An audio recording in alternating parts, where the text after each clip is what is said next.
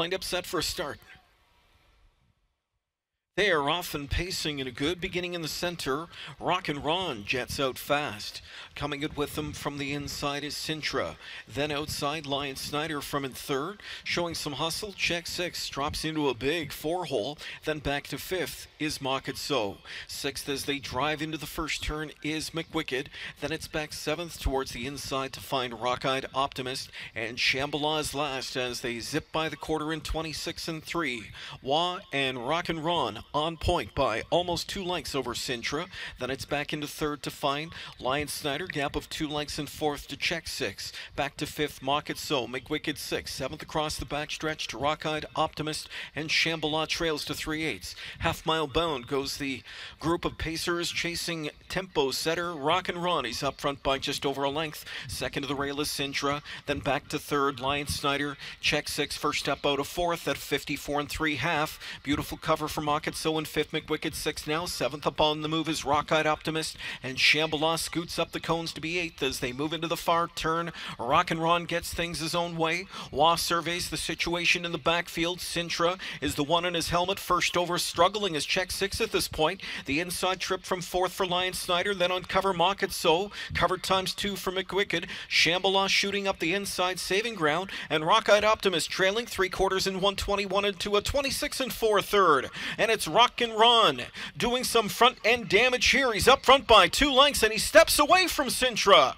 Rock and Ron explodes away here over the final eighth of the mile. They're not going to touch Rock and Ron, and what a mile he's gone. Rock and Ron destroys this field. Rock and Ron by 4, and he's home in 1:47 and 2.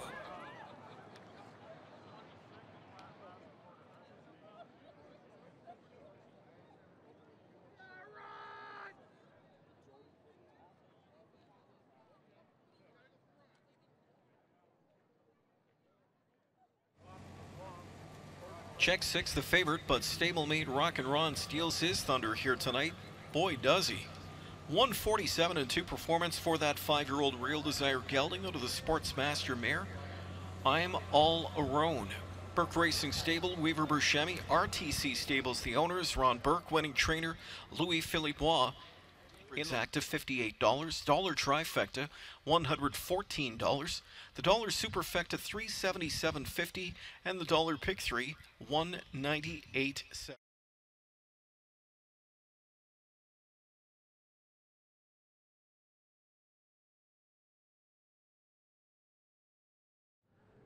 Canadian Pacing Derby limbs in the books, and more fireworks here in the second elimination.